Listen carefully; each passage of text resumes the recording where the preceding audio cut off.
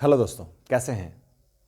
आज हम लोग अपना बहुत ही बेहतरीन एक टॉपिक शुरू करने जा रहे हैं दोस्त। उसका एक पार्ट हम लोग बनाए थे, हाउ टू स्पीक इंग्लिश। ये बहुत ही इंपॉर्टेंट टॉपिक है दोस्त। उसमें हम लास्ट में आपको बोले थे how to think in English, this would be our topic for today. लेकिन हम ये सोचे कि अगर हमको इंग्लिश में सोचना है तो prior to that what would be the important factor? The factor is, अरे भैया आप सोचेंगे इंग्लिश में, there must be something to think of. आप क्या सोचेंगे, कैसे सोचेंगे? तो उसके लिए एक सबसे इंपॉर्टेंट चीज ये है कि सोचने के लिए हमको एक लैंग्वेज चाहिए, एक फ्रेम चाहिए जिस फ्रेम पे हम लोग अंग्रेजी में सोच पाएंगे। And that frame is nothing but a kind of sentence. वो एक सेंटेंस होगा ना भैया।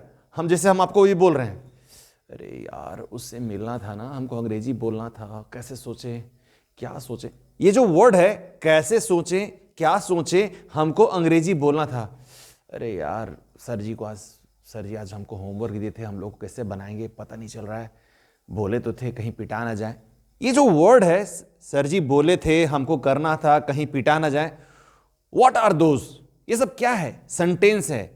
तो पहले सोचने के पहले कुछ कुछ चीजों को कवर अप कर लिया जाए, तब हम सोचने के बारे में बात करेंगे दोस्त, तो ज्यादा मजा आएगा।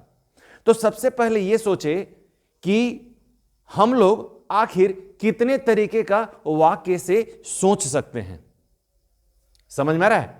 मतलब जो हम लोग सोचेंगे तो कुछ सेंटेंसेस बनेंगे, क्लियर है, कुछ वाक्य बनेंगे, और वो वाक्य कैसा होगा, कितने तरह का वाक्य होगा दोस्त, ये बहुत इंपॉर्टेंट चीज है समझने के लिए।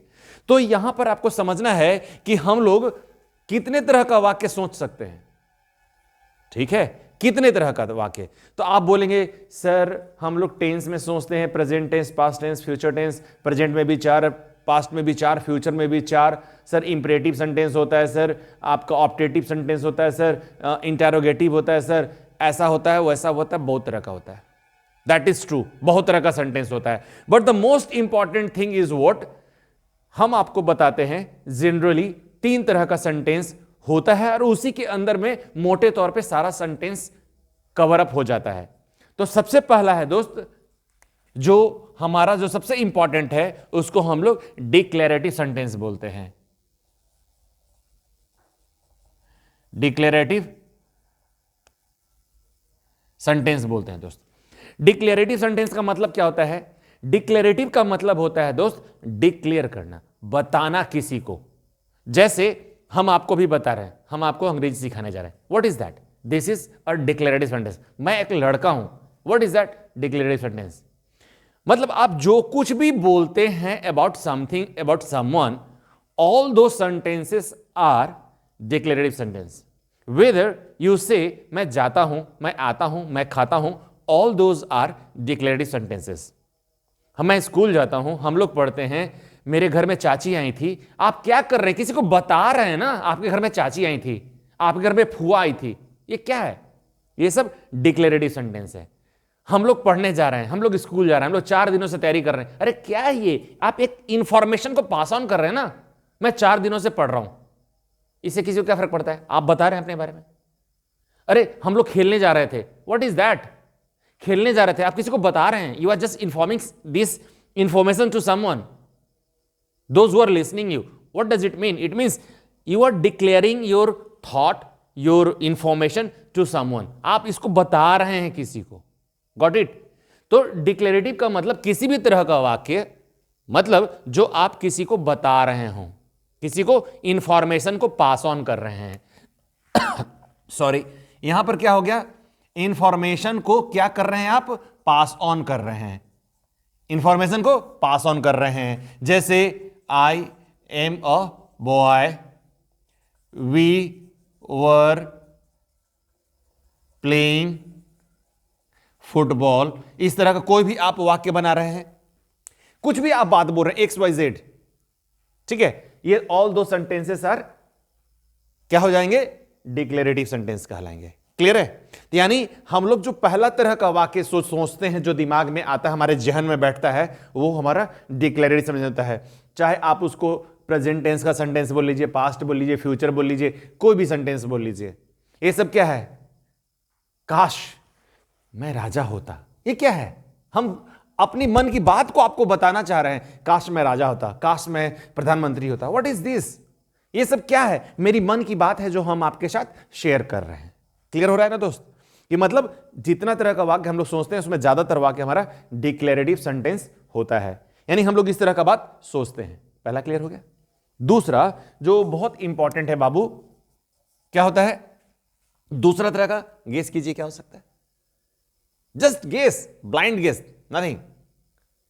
दूसरे तरह का वाक्य होता है दोस्त इंटैरोगेटिव।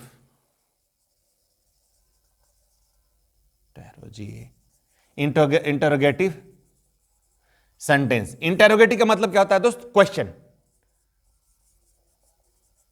आप जब किसी से क्वेश्चंस पूछते हैं, जैसे तुम कल कहां गए थे, तुम वहां क्यों गए थे, ये कैसे बना, ये प्रॉब्लम को तुम कैसे सॉल्व किए, अरे तुम अंग्रेजी कैसे बोले यार। मतलब आप किसी से प्रश्न पूछते हैं, यार क्या तुम ही कल वो लड़का थे यार जो हमको मार के गए थे, क्या यार तुम। मतलब आप किसी से प्रश्न पूछते हैं। तो पहला तरह का वाक्य क्या हो गया था? डिक्लेरेटिव था। और दूसरा तरह का वाक्य क्या था? प्रश्न था, क्वेश्चन था। आप लोगों से प्रश्न पूछ रहे हैं। आप सोच के देखिए, क्या इसके अलावा हम लोग अरे तू कल कहां गया था यार, अरे कल शाम को तू वहां देखे, तू क्या कर रहा था वहां पे। मतलब क्या होता है? अरे सर जी कल क्या पढ़ाए थे। आप कोई भी चीज पूछ रहे हैं, अरे कल कितने का डील हुआ था। What is this? या तो आप किसी को अपनी मन की बातों को बताते हैं, इंफॉर्मेशन पास ऑन करते हैं, या फिर क्या करते हैं आप? प्रश्न पूछते हैं, किसी चीज की इंफॉर्मेशन को गैदर करते हैं। इंफॉर्मेशन गैदर करेंगे तब हम इंफॉर्मेशन को पास ऑन करेंगे। ठीक है? इंफॉर्मेशन गैदर करेंगे, फिर इंफॉर्मेशन को हम पास ऑन करेंगे। क्लियर है? अगला जो तीसरा बहुत इंपॉर्टेंट है दोस्त, वो क्या होता है? Guess, just blind guess. अरे भैया इंपरेटिव सेंटेंस होता है। इंपरेटिव सेंटेंस हो गया। इंपरेटिव में क्या हो जाता है? कमांड हो सकता है, दूसरा क्या हो सकता है? रिक्वेस्ट हो सकता है, तीसरा क्या हो सकता है दोस्त? ऑर्डर हो सकता है। मतलब इस तरह का वाक्य जो हो सकता है, इंपरेटिव सेंटेंस का मतलब हो गया कमांड कर रहे हैं, रिक्वेस्ट कर रहे हैं, किसी को आप ऑर्डर दे रहे हैं। कैसे करते हैं? यार प्लीज यार मेरे काम कर देना यार, कर देना प्लीज प्लीज यार। ओह कल यहां आना कराना, तो किसी को क्या बोले? ऑर्डर देना है। ए भैया, ए सोनू जरा एक गिलास पानी ला के देना बेटा। क्या बोलते थे? किसी को कमांड कर रहे हैं, ऑर्डर कर रहे हैं, रिक्वेस्ट कर रहे हैं। क्या बोलते हैं? कॉमन सेंटेंसेस है, यार एक गिलास पानी लेकर आना, यार पानी पिलाना यार, बहुत बहुत गर्मी लगी यार, प्लीज प्लीज, अरे यार बहुत पानी है, बहुत प्यास लगा यार, पानी पिला। आप बोलते यार पेन दो, एक कॉपी देना, यार चलो चल चल चल थोड़ा घसकना यार, बैठने दे हमको। ये सब क्या है? आप किसी को रिक्वेस्ट करते हैं, ऑर्डर कर रहे हैं, या कमांड कर रहे हैं। यानी अगर मोटे तौर पे बात करें तो हम लोग इस तीन तरह का वाक्य ही हम लोग अपने डे टू डे लाइफ में, या हम लोग जो अपने कॉपी किताब, कलम किताब, नोवेल जो भी जहां भी पढ़ते हैं, हम लोग मोटे तौर पे इस तीन तरह का वाक्य को पढ़ते हैं। इसी तरह में सारा सेंटेंसेस जो बन जाता है। फिर उसके बाद हम लोग इसके अंदर में बहुत सारा चीज पढ़ लेते हैं दोस्त। यानी अगर हम लोग को अंग्रेजी में सोचना है तो पहले इस तरह के वाक्यों को अपना लत लगाना पड़ेगा दोस्त, आदत बनाना पड़ेगा, इसका दीवाना होना पड़ेगा, और हम लोग को सोचना पड़ेगा इसी तरह से, और तब जाकर हम लोग कोई चीज सोचेंगे। क्लियर है यहां तक? अब एक चीज और है, हम लोग सेंटेंस को बनाएंगे कैसे? सेंटेंस तो जान गए, अब सोचेंगे कैसे भैया अंग्रेजी में? इवन हिंदी में तो हम लोग कैसे भी सोच लेते हैं। कोई हिंदी बोलता है, कोई भोजपुरी बोलता है, कोई बांग्ला बोलता है, कोई पंजाबी बोलता है, कोई उड़िया बोलता है, कोई तमिल बोलता है, कोई तेलुगु, कोई मलयालम, कोई हरियाणवी, कोई भी भाषा बोलता है। चलो ठीक है, लेकिन एक वाक्य बनेगा कैसे? How will you form a sentence? तो सेंटेंस का जो फॉर्मेशन होता है दोस्त, यहां ध्यान दीजिएगा, हम आपको बताना चाहते हैं। जैसे हम एक बात बोले कि यही वाला एक सेंटेंस लीजिए जो सामने हम लोग का लिखा हुआ है, तो सब सामने जो लिखा है और कोई दूसरा सेंटेंस नहीं ले रहा है। The sentence which is here, I क्या है, सब्जेक्ट है, एम क्या है, वर्ब है। अब वाई क्या है, अगर इसको अदर वर्ड पकड़ लें तो क्या हो गया, subject verb and other word. यहां पर क्या हो गया, वी क्या है, सब्जेक्ट है, वर क्या है, मतलब एक्सुलरीज वर्ब है लेकिन वर्ब है, यहां प्लेइंग क्या है, वर्ब है, फुटबॉल क्या है, ऑब्जेक्ट है या अदर वर्ड जो भी समझ लीजिए इसको। यानी एक वाक्य को बनने के लिए क्या चाहिए, कम से कम दो चीज, नहीं तो तीन चीज तो कंपलसरी है भैया। दो चीज में सब्जेक्ट और वर्ब होना चाहिए, आई गो, वी प्ले, ठीक है, या फिर we play cricket, we play kho kho, कुछ भी आप बोल सकते हैं, वी ईट समोसा, जलेबीज, जो भी आपको बोलने का मन करे। मुंह में पानी आ रहा होगा तो रोक लीजिए, control, just control yourself, listen these things carefully and then you go and have your jalebi, samosas, whatever you want, just you have it, okay, just be careful at this point। तो यहां पर क्या होगा, हम लोग क्या बोलते हैं बाबू, we were playing football, we were playing football। यहां पर क्या होगा, सब्जेक्ट हो गया, ये हमारा वर्ब हो गया। इसको अगर हम ऑल टुगेदर कंबाइन कर लें तो this is verb and then other word और object whatever you may say, इसको आप बोल सकते हैं, ठीक है। तो यानी तीन चीज की बहुत सख्त जरूरत होती है, एक सब्जेक्ट की यानी कर्ता जो वाक्य में काम कर रहा है, जिसके बारे में इंफॉर्मेशन दिया जा रहा है, जिसके बारे में इंफॉर्मेशन दिया जा रहा है, जिसके बारे में बोला जा रहा है, दैट इज सब्जेक्ट, ठीक है। और जो काम कर रहा है, जिस शब्द से हम लोग काम को दिखा रहे हैं, जिस शब्द से हम लोग काम को दिखा रहे हैं, उस शब्द को वर्ब बोलते हैं, क्रिया, क्लियर है। और अदर वर्ड जो उसके बारे में बोला जाए, यहां तक क्लियर है दोस्त, चलिए ठीक है, इसको हम लोग अदर वर्ड बोल लेते हैं। यानी कि कोई भी सेंटेंस हम लोग जब बनाएंगे, चाहे हिंदी में बनाएंगे तो भी ऐसा ही बात होता है, इंग्लिश में बनाएंगे तो भी यही बात होता है। हिंदी में बोलेंगे तो कर्ता बोलेंगे, कर्म बोलेंगे, क्रिया बोलेंगे, और इंग्लिश में बोलेंगे सब्जेक्ट वर्ब अदर वर्ड या ऑब्जेक्ट बोलते हैं दोस्त, क्लियर है। यानी एक सेंटेंस बनाएंगे तो सेंटेंस बनाने का जो स्ट्रक्चर ही होगा मेरा, ध्यान रखिएगा, हिंदी में और इंग्लिश में थोड़ा सा फर्क होता है, सब्जेक्ट पहले आता है, सब्जेक्ट दोनों में पहले आता है। इंग्लिश में क्या होता है, सब्जेक्ट के बाद वर्ब आता है तब ऑब्जेक्ट आता है, हिंदी में सब्जेक्ट के बाद ऑब्जेक्ट आता है तब वर्ब आता है दोस्त। यहां पर देख लीजिए, राम आम खाता है, देख लीजिए, पहले क्या हो गया, राम सब्जेक्ट हो गया, आम ऑब्जेक्ट हो गया, खाना वर्ब हो गया। अब इंग्लिश में इसी वाक्य को देख लीजिए, तो Ram it's a mango, Ram हो गया सब्जेक्ट, वर्ब हो गया इट्स, और मैंगो हो गया, क्लियर है दोस्त। यानी जब हम लोग सेंटेंस बनाएंगे, सोचेंगे, जब हम लोग इंग्लिश में सोचना होगा तो हम लोग को यही फॉर्मेट को फॉलो करेंगे और इसी तरह का वाक्य सोचेंगे। आप बोलेंगे कि सर इतना तो कर लिए, सर आप यहां पर इट्स का है लगा दिए, यहां ईट का है नहीं लिखे, यहां आर का है नहीं लिखे, ये भी तो हो सकता है ना, हो सकता है कि नहीं हो सकता है, हो सकता है, कुछ भी हो सकता है, लेकिन सर आप यहां पर वर्ब में इट्स ही क्यों लिखे, ये क्वेश्चन है दोस्त। तो एक चीज याद रखिएगा, हम लोग जब अंग्रेजी बोलना सीखना चाहते हैं, एक छोटा सा एग्जांपल लेंगे, आप उसको कोरिलेट करने की कोशिश कीजिएगा, ठीक है।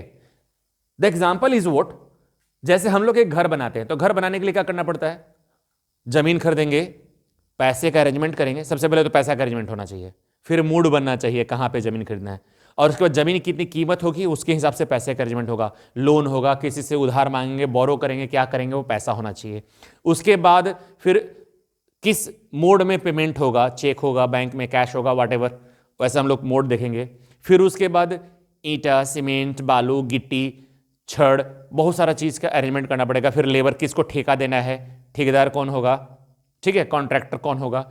उसके बाद आपको सारा मटेरियल का अरेंजमेंट, एंड देन एक एक चीज को ध्यान देना पड़ेगा, बिजली है, पानी है, बहुत सारा चीज, छोटे छोटे चीज होता है जो कि सब मिलने के बाद आपका घर का तैयार होता है, ठीक है। ठीक उसी तरह से जब आपको इंग्लिश बोलना होता है तो सिर्फ ये वर्ड जान लेने से आप इंग्लिश नहीं बोल पाएंगे, आपको एक साथ बहुत सारा काम करना पड़ेगा, एक साथ बहुत सारा काम करना पड़ेगा। ये जानना पड़ेगा, सेंटेंस समझना पड़ेगा, सेंटेंस का स्ट्रक्चर समझना पड़ेगा, उसके साथ साथ सेंटेंस कैसे कंबाइन करके बनाएं, दिस इज वेरी इंपॉर्टेंट।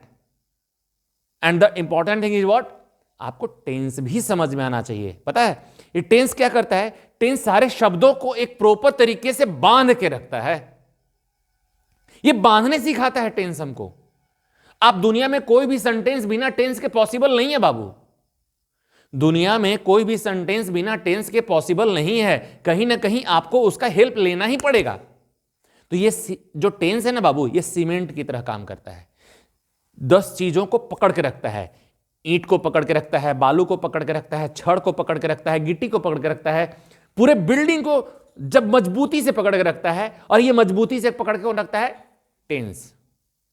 आप क्या कीजिएगा, मेरा टेंस का वीडियो देख लीजिएगा, आप जाइएगा प्रज्ञान पाठशाला में देखिएगा, वहां पर टेंस डालिएगा, यह स्ट्रक्चर क्यों होता है, टेंस का ही स्ट्रक्चर ऐसा ही क्यों होता है, कोई दूसरा क्यों नहीं होता, पास्ट का स्ट्रक्चर यही क्यों होता है, दूसरा क्यों नहीं होता, ये पूरे डिटेल के साथ आपको समझाया हुआ है।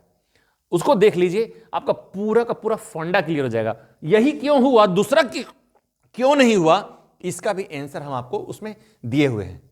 आप उसको देख लीजिएगा, लाजवाब कॉन्सेप्ट हो जाएगा आपका, ये हो जाएगा। यानी आपको कितना सारा काम करना है, सेंटेंस समझना है, टेंस समझना है, चूंकि यहां टेंस हम बताएंगे, 2 टेंस ऑलरेडी बताया हुआ है, तो फिर से हमको उतना वीडियो बनाना पड़ेगा। तो आप उसको देख लीजिएगा तो मेरा सारा काम आसान हो जाएगा।